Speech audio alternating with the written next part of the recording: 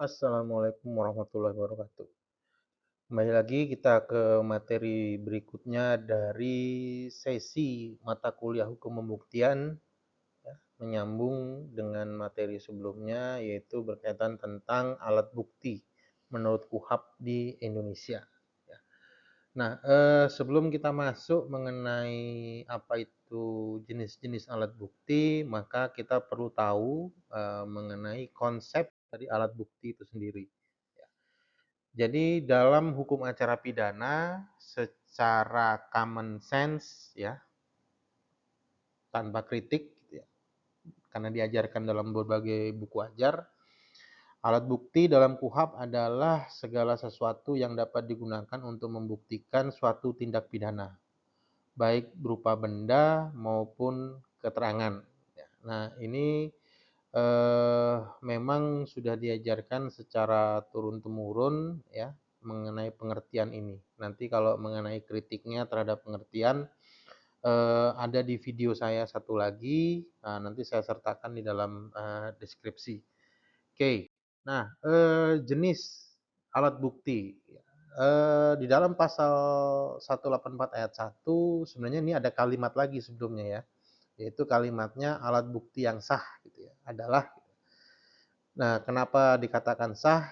Karena dia diatur di dalam undang-undang. Terdiri dari keterangan saksi, keterangan ahli, surat petunjuk, dan keterangan terdakwa. Yang perlu dipahami adalah hierarki 1, 2, 3, 4, 5 ini bukan hanya sekedar angka, tapi menunjukkan level ya. Jadi keterangan saksi di dalam hukum acara pidana itu memiliki kekuatan pembuktian tertinggi ya. Kalau acara perdata kan surat, surat yang memiliki kekuatan pembuktian tertinggi. Nah, kenapa demikian?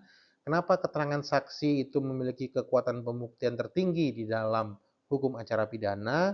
Karena teori pembuktian yang kita anut adalah teori pembuktian material atau teori pembuktian negatif yang tujuan dari acara pidana adalah mengejar kebenaran material. Nah, mengejar kebenaran material itu hanya bisa diperoleh dari keterangan saksi yang melihat peristiwa tersebut, mendengar peristiwa tersebut, dan mengetahui peristiwa tersebut. Ya, walaupun saat ini sudah ada putusan Mahkamah Konstitusi yang memperbolehkan saksi, keterangan saksi yang sifatnya testimoni de auditu, jadi saksi yang tidak langsung. Nah, kemudian ada keterangan ahli. Keterangan ahli di dalam KUHP itu ada satu nomenklatur yang disebutkan ya, keterangan dari ahli kedokteran kehakiman. Tapi di beberapa pasal menggunakan istilah lain, jadi keterangan ahli kedokteran kehakiman dan ahli lainnya, ya. Sehingga ahli hukum masuk ke dalam jenis, alat bukti keterangan ahli. Yang ketiga kemudian surat, petunjuk. Nah, petunjuk ini ada, sedikit fenomena ya, beberapa teoritis mengatakan bahwa alat bukti petunjuk itu hanya bisa diperoleh dari keyakinan hakim dalam melihat persesuaiannya dengan alat bukti lain ya. Tapi terkadang dari tingkat penyidikan, penyidik sudah ada itu yang membuat berkas perkara, di dalamnya dimasukkan keterangan petunjuk. Secara teoritis dia menjadi, suatu pertentangan ya, karena alat bukti petunjuk hanya bisa dikemukakan oleh hakim, tapi karena dia ada di dalam, jenis-jenis alat bukti yang sah, maka penyidik secara normatif pun berhak untuk, mengajukan alat bukti petunjuk. Yang terakhir adalah keterangan terdakwa. Keterangan terdakwa ini tidak sama dengan pengakuan terdakwa. Di era HIR, ya, di era sebelum KUHP yang diatur dalam HIR, tidak mengadopsi keterangan terdakwa, tapi pengakuan terdakwa. Nah, karena bunyinya adalah pengakuan terdakwa, maka tidak sedikit di era itu ya, bahkan masih budaya di era itu masih menuansai hingga hari ini, adanya pemaksaan-pemaksaan baik secara fisik maupun psikis, langsung atau tidak langsung yang mengejar pengakuan dari terdakwa. atau dalam ranah penyidikan dikenal dengan pengakuan tersangka gitu ya. Nah, ditulisnya keterangan terdakwa sebagai alat bukti yang sah ini mengakibatkan keterangan tersangka di dalam ranah penyidikan bukan merupakan alat bukti, tapi dia hanya bersifat mengumpulkan keterangan. Jadi khusus untuk penyidikan sebenarnya tidak dikenal istilah keterangan tersangka. Walaupun ada berita acara pemeriksaan tersangka ada, tapi nilai pembuktiannya tidak sama dengan keterangan terdakwa. Berita acara keterangan tersangka dalam ranah penyidikan baru memiliki nilai kekuatan mengikat pembuktian ketika diucapkan dalam persidangan. Ya. Nah, itu dilematis mengenai keterangan tersangka dan keterangan terdakwa. Jadi secara normatif tidak dikenal yang namanya alat bukti keterangan tersangka. KUHP hanya mengenal alat bukti keterangan terdakwa yang diucapkan di persidangan. Nah, alat bukti ini sebagai hukum acara KUHP tentunya membuat suatu parameter-parameter tentang bagaimana cara perolehan dari alat bukti. Nah, yang pertama itu merupakan suatu kewajiban dalam memperoleh alat bukti dibebankan kepada penyidik, ya. Jadi penyidik, baik itu penyidik Polri maupun penyidik KPK maupun penyidik PPNS gitu ya, yang memang memiliki fungsi penyidikan, maka merekalah yang dibebankan untuk melakukan pengumpulan alat bukti. Nah, tapi terkadang kalau kita perhatikan di surat panggilan, ya, panggilan saksi, itu di bawah dari halaman panggilan tuh ada tulisan kecil gitu ya. Jika Anda memiliki dokumen yang mendukung, harap segera dibawa. Nah, itu sebenarnya pengalihan tanggung jawab itu. Seharusnya itu tanggung jawab penyidik untuk memperoleh dokumen tersebut. Nah, tapi kalimat itu muncul untuk mempermudah penyidik dalam mengumpulkan alat-alat bukti. Ya, nanti ada dalam teknik praktek itu bisa kita cermati, kita kritik. Tapi untuk sementara dalam konteks pengajaran hari ini, pengumpulan alat bukti menjadi kewajiban dari penyidik, bukan kewajiban dari orang yang diperiksa ataupun tersangka ataupun terdakwa. Ya, karena sesuai dengan ajaran KUHP di pasal 66, tersangka atau terdakwa tidak dibebankan pembuktian. Oke. Nah, dalam perolehan alat bukti tersebut maka instrumennya hanya satu, yaitu penyitaan.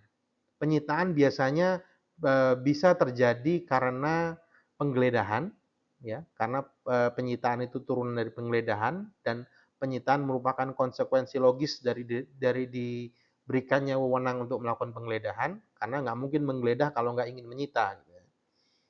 Kemudian bisa juga terjadi dalam proses penyidikan, ya, artinya dengan sukarela diserahkan. Nah, ketika Anda menyerahkan alat bukti dalam proses penyidikan, maka pastikan Anda memperoleh surat tanda terima, ya. Ada tanda terimanya dan wajib. Biasanya itu hanya berada dalam ranah penyidikan. Yang menjadi dilematis kalau Anda menyerahkan alat bukti di ranah penyelidikan. Itu tidak ada tanda terimanya. Karena memang dalam ranah penyelidikan tidak fokus untuk mencari alat bukti. Sehingga Polri ataupun lembaga yang lainnya tidak mengeluarkan tanda terima atau surat tanda terima penyerahan alat bukti. Tapi di ranah penyidikan, ketika Anda menyerahkan alat bukti untuk mendukung dalil Anda, mendukung argumen Anda, maka mintakan segera surat tanda terima penyerahan alat bukti.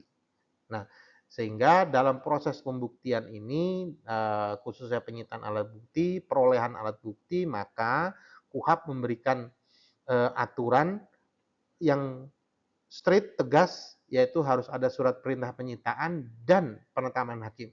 Ya. Penetapan hakim ini bukan syarat opsional nih. Ya.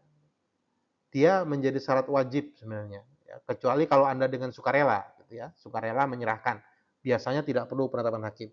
Tapi kalau Anda merasa bahwa Anda punya hak atas barang tersebut dan ingin disita oleh penyidik, maka mintakanlah izin penyitaan atau penetapan sita dari hakim. Oleh sebab itu, KUHP benar-benar memberikan batasan-batasan agar penyitaan tersebut memiliki keabsahan ya dalam proses pembuktian. Nah, oleh karena KUHP itu menyiapkan instrumen parameter pembatasan terhadap bagaimana cara memperoleh alat bukti, maka alat bukti yang valid hanya yang bisa digunakan dalam persidangan. Apa itu yang valid? Yang valid itu artinya asal-usulnya alat bukti tersebut harus jelas, perolehannya harus sah ya, sehingga dapat dipertanggungjawabkan dan ada kesesuaian antar alat bukti. Karena itu nanti menjadi parameter bagi hakim untuk menilai alat bukti tersebut. Jadi hakim menilai bukan hanya asal-usul alat buktinya, bukan hanya persesuaian antar alat bukti, tapi hakim juga wajib menilai sah atau tidaknya alat bukti tersebut diperoleh. Nah, sehingga ketika Anda sebagai terdakwa misalnya dalam persidangan melalui kuasa hukum Anda bisa meyakinkan hakim bahwa alat bukti tersebut diperoleh dengan cara yang tidak sah, maka alat bukti tersebut tidak boleh dipertimbangkan oleh hakim. Ya, harus dikesampingkan. Oke, nah itu sedikit mengenai alat bukti. Nanti saya akan perjelas satu persatu dari masing-masing alat bukti. Terima kasih sudah mendengarkan video ini. Semoga bermanfaat. Assalamualaikum warahmatullahi wabarakatuh.